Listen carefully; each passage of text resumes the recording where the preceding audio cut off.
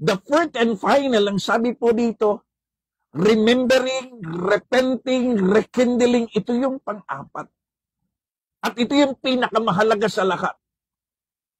The most important principle in the pillar of passion, to rekindle, to reignite the flame of our passion to our spouse, ito yung pang-apat.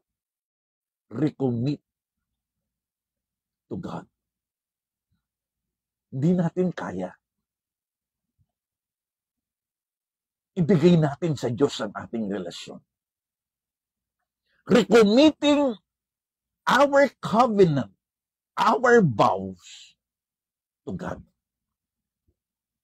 Dahil alam natin, ang nagsama sa atin bilang mag-asawa ay hindi isang papel lamang. Hindi isang ritual o seremonyas lamang.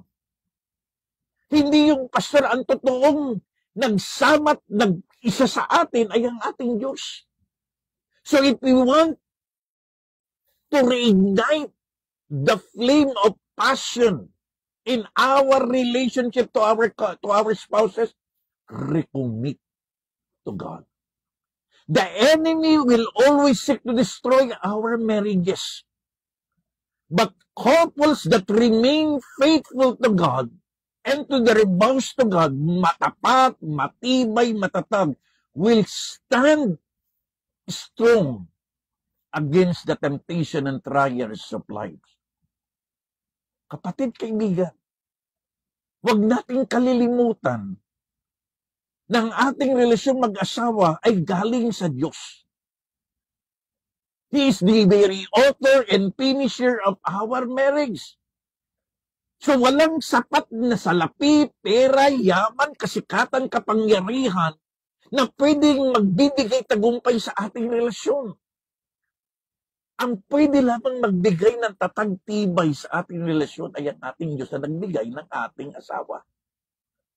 A marriage that centers in Christ will stand every challenges of life. Kaya nga sabi natin, put God first in our marriage.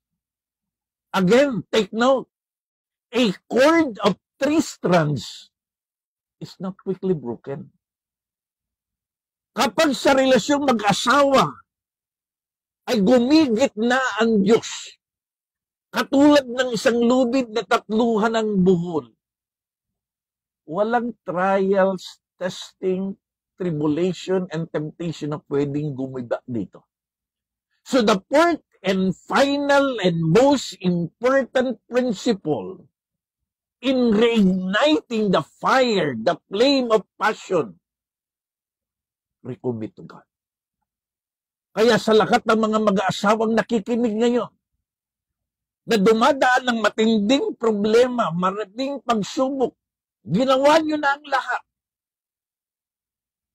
Pero nakalimot naman tayo sa Diyos.